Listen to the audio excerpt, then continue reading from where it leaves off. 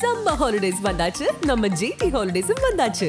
GT Holidays, South India's #1 travel brand. Doctor Sreevarma ஆயுள் தரும் ஆயுர்வேதா அறுவை சிகிச்சை இல்லா குணம் ஆயுள் கால நிவாரணம். மணப்பெண்ணின் பிரத்யேகமான திருமணம் விவாஹா தி சென்னை சில்க்ஸ். தருமம் செய்வதற்கு நேரம், காலம், இடம் என்று எதுவும் கிடையாது. தருமம் பண்ணணும்னா அப்பவே பண்ணிடணும். நாளைக்கு வரைக்கும் மரணம் வராதுன்னு உங்களுக்கு தெரிஞ்சிருக்குல்ல, அப்ப நீங்க மரணத்தை ஜெயிச்சிட்டீங்க தானே அர்த்தம்னாரா. உடனே தர்மம் சொன்னா, எப்பா நான் பண்ணது தப்புதான்ப்பா, அவனை உடனே கூட்டிட்டு வா. ஏன்னா யாருக்கும் மரண தேதி என்பது தெரியாது. தர்மசாலை எந்த நேரத்தில் துவங்கினார் தெரியுமா ஐயா? நல்ல யமகண்டத்தில் துவங்கினார். ஐயா எப்ப பிறந்தார் தெரியுமா? ராகு காலத்தில் பிறந்தார். ஏன் ஐயா தர்மசாலை யமகண்டத்தில் துவங்கினா? ராகு காலமும் கிடையாது, யமகண்டமும் கிடையாது, போங்கடாங்கிறார் ஐயா. இறைவனின் உண்மையான இருப்பிடத்தை அடைய முடியாமல் எது தடுத்து கொண்டு இருக்கிறது என்று சொன்னால் இந்த ஆதிசக்தி என்கின்ற ஒன்று தடுத்து கொண்டு இருக்கிறது. பெருமானார் சொன்ன சாகாத கல்வியை தேவர் குறளில் முதல் அதிகாரத்தில் சொல்லப்பட்டுள்ளதுன்னு ஐயா சொல்றார். இப்போ சாகாத கல்வி திருவள்ளுவருக்கு தெரிஞ்சிருக்குது இல்ல, அந்த திருவள்ளுவர் மரணம் அடைந்தார், அடுத்த பிறவி எடுத்தாரே, நான் தான் முற்பிறவி திருவள்ளுவர் ஐயா சொன்னார். இந்த உடலை விட்டு இந்த ஜீவன் போகின்ற பொழுது மனதை அடிப்படையாக வைத்து கற்ற கல்வி அனைத்தும் அடியோடு போய்விடும். மாயையை வெல்பவர் தான் முருகர். முருகர் என்றால் ஞானம், ஞானம் என்றால் அறிவு. முருகர் என்கின்ற ஞானத்தை நீ அடைய வேண்டும் என்று சொன்னால் மாயையின் மீது நீ இருக்கணும், மாயை உனக்கு மேல இருக்கக்கூடாது. ஐபிசி பக்தி நேயர்களுக்கு இனிமையான வணக்கம். இன்று நாம் சன்மார்க்க சொற்பொழிவாளர் காஞ்சிபுரத்திலிருந்து செந்தில் ஐயா அவர்களை சந்திக்க இருக்கிறோம். சன்மார்க்கம் தொடர்பில் நிறைய கேள்விகளுக்கு அவரிடமிருந்து பதில் தெரிந்து கொள்ள இருக்கிறோம். ஐயா வணக்கம். வணக்கம். சன்மார்க்கத்தில் பக்தி உண்டு, ஒழுக்கம் உண்டு, ஜீவகாருண்யம் உண்டு, தவம் உண்டு, நான்கும் இருந்தாலும் ஞான சபையை கட்டுவதற்கு முன்பாகவே பெருமானார் ஏன் தர்மசாலையை ஆரம்பித்தார் என்று சொன்னார். தர்மசாலை ஜீவகாருண்யத்தின் அடையாளம். ஞான சபைக்கு கூட ஒரு நாள் பூமி பூஜை போட்டு கட்டி தான் அதன் பிறகு திறக்கப்பட்டது. தர்மசாலை என்னைக்கு அடிக்கல் நாட்டப்பட்டதோ அன்னைக்கே திறந்தாச்சு. 4 கொம்பை உண்டி குடிசையை போட்டு ஐயா தர்மசாலையை துவங்கிட்டார். அடிக்கல் நாட்டப்பட்ட அன்றே துவங்கப்பட்டது தர்மசாலை. இதனுடைய நோக்கம் என்னன்னு கேட்டிங்கன்னா, தர்மம் செய்வதற்கு நேரம், காலம், இடம் என்று எதுவும் கிடையாது. தர்மம் பண்ணணும்னா அப்பவே பண்ணிடணும், உடனே பண்ணிடணும். இதற்கு ஒரு எடுத்துக்காட்டு சொல்லலாம், மகாபாரதத்தில் சொல்லலாம். என்னென்னா, தர்மசீலன் எல்லாம் சொல்லுவாங்க இல்லையா, ஆனால் தர்மம் செய்வதற்குன்னு பேர் எடுத்தவன் யாருன்னா கர்ணன் தான். இப்போ தர்மர் என்ன பண்ணுறாரு, அரசாட்சி நடத்திக்கிட்டு இருக்கிறார். போரெல்லாம் முடிஞ்சிருச்சு, தர்மர் அரசாட்சி நடத்திக்கிட்டு இருக்காரு. ஒருத்தர் யாசகம் கேட்குறார், தர்மர் கேட்குறார். தர்மர் இடத்துல ஒரு முக்கியமான அலுவலில் வேலையில் இருக்கிறார். அதனால் என்ன பண்ணார், நான் கொஞ்சம் வேலையாக இருக்கப்பா, இன்றைக்கி போயிட்டு நாளைக்கு வா அப்படின்னாரு. கொடுக்க மாட்டேன்லாம் ஒன்றும் சொல்லலை, ராஜா தானே, இன்றைக்கி போயிட்டு நாளைக்கு வான்னுறாரு. அவரும் போயிடுறார். ஏன்னா ராஜா சொன்னதுக்கப்புறம் நம்ம எடுத்து பேச முடியாதே, போயிட்டார் அவர். பீமன் என்ன பண்ணுறான், ஒரு பெரிய டமாரத்தை எடுத்து வச்சுக்கிட்டு, எங்கள் அண்ணன் தர்மர் மரணத்தை ஜெயித்து விட்டார், மரணத்தை ஜெயித்து விட்டான்னு அஸ்தினாபுரம் ஃபுல்லாக டமார் அடிச்சுக்கிட்டு இருக்கிறான். தர்மருக்கு ஒன்றும் புரியலை, இவனுக்கு என்ன ஆச்சு, நான் எப்போ சொன்னேன் மரணத்தை ஜெயிச்சிட்டேன்னு, கூட்டிகிட்டு வா அவனை, பீமனை போய் கூட்டிகிட்டு வான்னு அனுப்பிச்சி விட்டுட்டார். அர்ஜுனன் சகாதேவன்லாம் போய் கூட்டிகிட்டு வரான். என்னென்ன இந்த மாதிரி பண்ணுறீங்க, அண்ணன் கூப்பிட்றாரு வாங்கன்னு சொல்லிட்டு நீ எப்பப்பா நான் சொன்னேன், ஏன்ப்பா அந்த மாதிரி பண்ணிக்கிட்டு இருக்கேன்னா, இல்லைனா இன்றைக்கி ஒருத்தர் தர்மம் கேட்டு வந்தார், நீங்கள் என்ன பண்ணீங்கன்னா, இன்றைக்கி நான் முக்கிய வேலையாக இருக்கேன்ப்பா, நாளைக்கு வான்னு சொன்னீங்க, அப்போ நாளைக்கு வரைக்கும் இருப்பேன்னு உங்களுக்கு தெரிஞ்சிருக்குல்ல, நாளைக்கு வரைக்கும் மரணம் வராதுன்னு உங்களுக்கு தெரிஞ்சிருக்குல்ல, அப்போ நீங்கள் மரணத்தை ஜெயிச்சிட்டீங்க தானே அர்த்தம்னாரா. உடனே தர்மம் சொன்னா, எப்பா நான் பண்ணது தப்பு தான்ப்பா, அவனை உடனே கூட்டிட்டு வா. ஏன்னா யாருக்கும் மரண தேதி என்பது தெரியாது இல்லையா. உடனே அப்போ தர்மம் பண்ணணும்னு முடிவு பண்ணிட்டா முடிவு பண்ணுறதே கிடையாது, கேட்டால் கொடுக்க வேண்டும். இது மனிதர்களின் அடிப்படை கடமை. அதனால தான் ஐயா என்ன பண்ணா, தர்மசாலையை துவங்குறதா உடனே துவங்கு, உடனே சாப்பாடு போடு. மே மாதம் துவங்குகிறார். தர்மசாலை எந்த நேரத்தில் துவங்கினார் தெரியுமா ஐயா? நல்ல யமகண்டத்தில் துவங்கினார். வள்ளல் பெருமானார் சன்மார்க்கத்தில் முழுமையாக இறைநிலை அறிந்த அம்மையமானவர், இறைவனானவர். ஐயா எப்போ பிறந்தார் தெரியுமா? ராகு காலத்தில் பிறந்தார். இறைவன் தான் ஐயாவை அனுப்பிச்சு வச்சான். நல்ல நேரத்தில் பிறக்க வச்சிருக்கலாம்ல, ராகு காலத்தில் பிறக்க வச்சான். ஏன் ராகு காலத்தில் ஐயாவை பிறக்க வச்சான்? ஏன் ஐயா தர்மசாலை யமகண்டத்தில் துவங்கினா, ராகாலமும் கிடையாது, யமகண்டமும் கிடையாது, போங்கடாங்கிறார் ஐயா. அப்படியெல்லாம் ஒன்றும் கிடையாது. இறைவனை நினைப்பதற்கு நாளும் கிடையாது, நேரமும் கிடையாது, ஒன்றுமே கிடையாது. அப்போது இறைவனை அடைவதற்கு எதெல்லாம் தடையாக இருக்குது அப்படிங்கிறத தான் ஐயா அந்த அகவலில் வரிசையாக சொல்லிட்டு வர்றாங்க. அப்போ சிவமாகிய பொருளை கிட்டத்தட்ட கற்ப கிரகத்துக்கிட்ட போயிட்டோம்னு வச்சுக்கோங்களேன். ஆனால் கற்ப கிரகத்தில் உள்ளே இருக்கிறார் இறைவன். நம்மளை என்ன பண்ணுறாரு பூசாரி, வாசல்லையே நிப்பாட்டி வச்சுட்ருக்கார். கோயிலுக்கெல்லாம் உள்ளே வந்துட்டப்பா நில்லு, இங்கே நில்லு அப்படின்னு எது நிறுத்திக்கிறது என்று சொன்னால் கற்ப கிரகத்தில் இருக்கக்கூடிய கடவுள் தான் நிறுத்துகிறார். ஐயா அதுதான் சொல்கிறார். தூரத்திலேயே நிறுத்தி வைக்கும் அருட்பெருஞ்சோதி. அதற்கடுத்து வெள்ளை திரை, வெண்மை திரை. இந்த வெண்மை திரை என்ன பண்ணுதுன்னா, வெண்மை திரையாள் மெய்ப்பதி வெளியை அண்மையின் மறைக்கும் அருட்பெருஞ்சோதி. இந்த வெண்மை திரைக்கு ஐயா ஆதிசக்தி அப்படின்னு ஒரு பேரை கொடுக்குறார். இந்த ஆதிசக்தி என்ன பண்ணுதுன்னா, உண்மையான இறைவனின் இருப்பிடத்தை அறிய விடாமல் தடுக்கிறது. அது என்னங்க உண்மையான இறைவன் இருப்பிடம்? இப்போ தான் சொன்னீங்க, கற்ப கிரகம் ஒரு 20 அடியில் இருந்தாலும் இறைவன் ஒரு 2 அடியில் தானே இருப்பார். அதுதான் உண்மையான இருப்பிடம். உடனே இறைவன் எல்லா இடத்துலையும் இருக்கிறாருன்னா சில பேர் பேசுவோம். அப்படி இல்லைங்க, இது ஒரு எடுத்துக்காட்டுக்காக ஐயா சொல்லிட்டு போகிறார். அப்போ இறைவனின் உண்மையான இருப்பிடத்தை அடைய முடியாமல் எது தடுத்து கொண்டு இருக்கிறது என்று சொன்னால் இந்த ஆதிசக்தி என்கின்ற ஒன்று தடுத்து கொண்டு இருக்கிறது.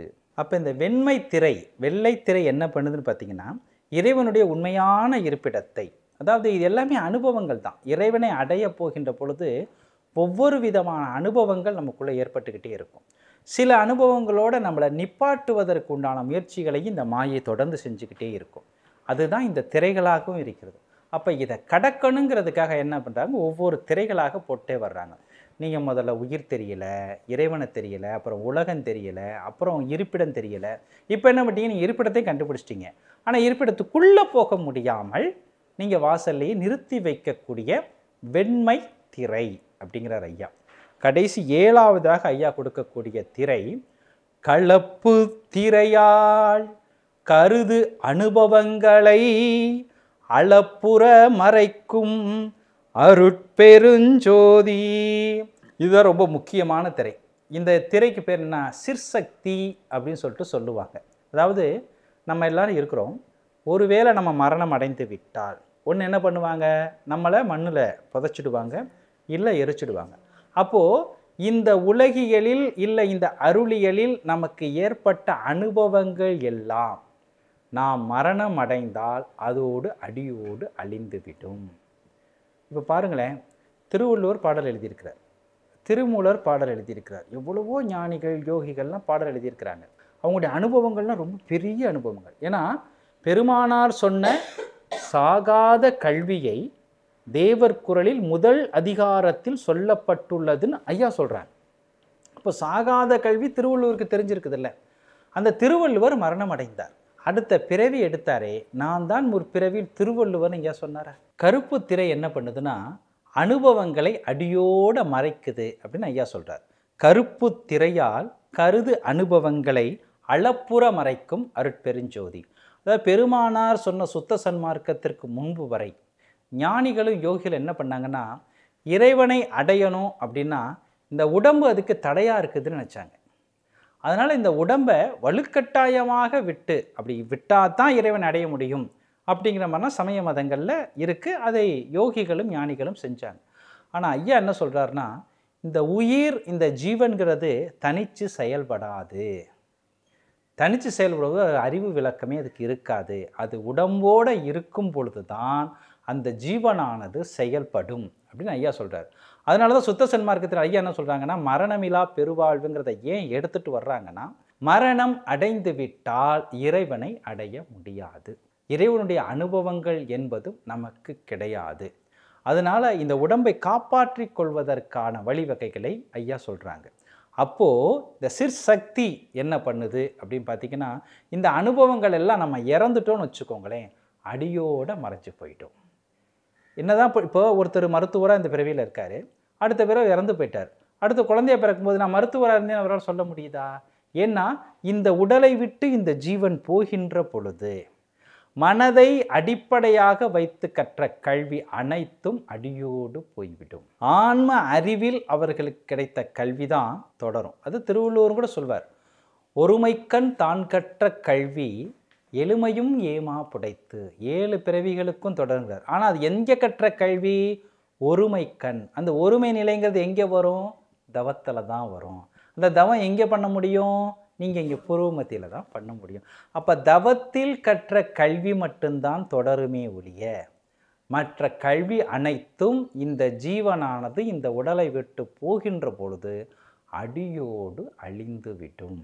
இதை எது பண்ணுது அப்படின்னு பார்த்தீங்கன்னா சிற்சக்தி என்று சொல்லப்படக்கூடிய சக்தி பண்ணிக்கிட்டு இருக்கு. இது கலப்பு திரை அப்படின்னு ஐயா சொல்கிறாங்க. இப்போ இந்த 7 திரைகளையும் பெருமானார் பிரதானமாக நமக்கு கொடுக்கிறார். நோக்கம் ஒன்று தான். நாம் யாருன்னு நம்ம தெரிஞ்சுக்கணும், நம்ம உயிர் என்னங்கிறது நம்ம தெரிஞ்சுக்கணும். இந்த உயிரானது இறைவனை அடைய முடியாமல் எதெல்லாம் தடுத்து கொண்டு இருக்கிறது அப்படிங்கிறத நம்ம தெரிஞ்சுக்கிறணும். அதற்கு முக்கியமானது என்ன பார்த்தீங்கன்னா நம்முடைய ராகாதிகளாகிய குணங்கள் தான்.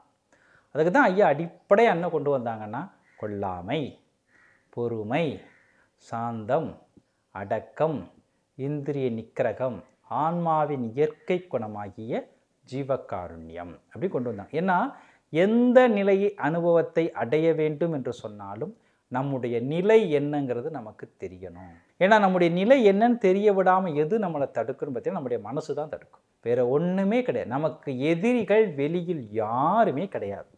வீட்டில் கிடையாது, ரோட்டில் கிடையாது, அலுவலகத்தில் கிடையாது. நம்முடைய மனசு தான் எதிரி. ஒருத்தரை பார்க்கும்போதே அவரை பற்றிய கருத்தை எது உருவாக்குதுன்னா இந்த மனசு தான் உருவாக்குது. அவர் அவராகத்தான் இருக்கிறார். இப்போ எனக்கு ஒருத்தரை பார்த்தா பிடிக்கும், ஒருத்தரை பார்த்தா பிடிக்காது. அழுக்கோடு இருந்தாலும் அப்படி முகம் சொல்லிக்கிறேன், நல்ல நீட்டாக இருந்தாருன்னா அவரை பற்றி. அப்போ அது அவர்களுடைய பிரச்சனை இல்லை, என்னுடைய மனம் ஏற்படுத்தும் விகாரங்கள். ஏன் இந்த விகாரம் ஏற்படுத்துனா என் நிலை என்னன்னு எனக்கு தெரியல. எனக்குள்ள 1000 அழுக்குகளை வச்சுக்கிட்டு வெறும் உடம்பில் அழுக்காக இருக்கக்கூடிய ஒருத்தரை பார்த்து நான் அவரை பார்த்துன்னு ஒரு கருத்தை ஏற்படுத்துகிறேன்னு வச்சுக்கலேன். அப்போ தப்பு யார்கிட்ட இருக்குது? நம்மக்கிட்ட தான் இருக்குது. ஐயா பெருமானார் செல்வா சொல்லுவாங்க, இப்போ முருகர் அப்படின்னு சமய தெய்வத்தை சொல்லும்போது முருகர் அப்படின்னா ஞானம் அப்படி தான் உண்டு. முருகர் எது மேலே உட்காந்துருப்பார்? மயில் மேலே தான் உட்காந்துருப்பார். மயில்ங்கிறது என்ன பார்த்தீங்கன்னா மாயை. மாயையை வெல்பவர் தான் முருகர். முருகர் என்றால் ஞானம், ஞானம் என்றால் அறிவு. இப்போ மயிலை பார்த்தீங்கன்னா மயிலுடைய தோகையை பார்த்தீங்கன்னா கண்ணு போல் இருக்கும் இல்லையா? அந்த கண் எப்படி இருக்கும்? இப்படி அசைகிற மாதிரியே இருக்கும். அப்போ நம்முடைய மனசு நம்ம என்ன பண்ணுறோம்? எப்பவும் அசைஞ்சிக்கிட்டே இருக்கிறோம், ஆடிக்கிட்டே இருக்கிறோம். இந்த பக்கம் ஓடுது, ஒன்றும் பெண்ணை நோக்கி ஓடுது, இல்லை பொண்ணை நோக்கி ஓடுது, இல்லை மண்ணை நோக்கி ஓடுது, இன்னும் எதெல்லாம் இருக்குதோ இந்த மனசு கேட்கவே கேட்க. அப்போ மனம் மாயைக்கு அடிமையாக இருக்கிறது. அப்போ முருகர் என்கின்ற தத்துவத்தின் மூலம் நமக்கு எதை சொல்ல வந்தார்கள் நம் முன்னோர்கள் சொன்னார்? முருகர் என்கின்ற ஞானத்தை நீ அடைய வேண்டும் என்று சொன்னால் மாயையின் மீது நீ இருக்கணும், மாயை உனக்கு மேலே இருக்கக்கூடாது. நீங்கள் நடராஜரை பார்த்தீங்கன்னா முயலகன் இருப்பார், முயலகன் ஒரு காலில் மிதிச்சிட்டு இருப்பார். நடராஜருடைய ஒரு விரல் கை பார்த்தீங்கன்னா இந்த முயலனை நோக்கி பார்த்துக்கிட்டே இருக்கும். முயலகன் யாரும் பார்த்தீங்கன்னா மாயை தான், சரிங்களா? அவன் இறைவனையே இப்படி பார்த்துக்கிட்டே இருப்பான். இறைவன் என்ன பண்ணுவார்? டே நான் உன்னை பார்த்துக்கிட்டே இருக்கிறேன், நீ கீழேயே தான் இருக்கணும். இதுக்கு தான் முயலகனை நோக்கி ஒரு விரல் நீட்டிக்கிட்டே இருக்கும். அப்போது நம்முடைய மாயையின் மீதும் ஆசையின் மீதும் மயக்கத்தின் மீது நம்ம கவனமாக இருக்கணும். இதுக்கு தான் நம் முன்னோர்கள் இதையெல்லாம் ஏற்படுத்தினாங்க. நம் உண்மையை தெரிந்து இதற்காகத்தான் பெருமானாரும் ஞான சபையை வடலூரில் ஏற்படுத்தினார். இறைவன் யார் என்பதை தெரிந்து கொள்ள வேண்டும் என்று சொன்னால் நாம் யார், ஞான சபை என்ன என்பது நமக்கு தெரிய வேண்டும். இது சம்பந்தமா நிறைய கேள்விகளை தொடர்ந்தும் நம்ம அடுத்த காணொளியில பேசலாங்க ஐயா. சம்மர் ஹாலிடேஸ் வந்தாச்சு, நம்ம ஜிடி ஹாலிடேஸும் வந்தாச்சு. GT holidays, south India's #1 travel brand. Doctor Sreevarma ஆயுள் தரும் ஆயுர்வேதா அறுவை சிகிச்சை இல்லா குணம், ஆயுள் கால நிவாரணம். மணப்பெண்ணின் பிரத்யேகமான திருமணம் விவாஹா தி சென்னை சில்க்ஸ்.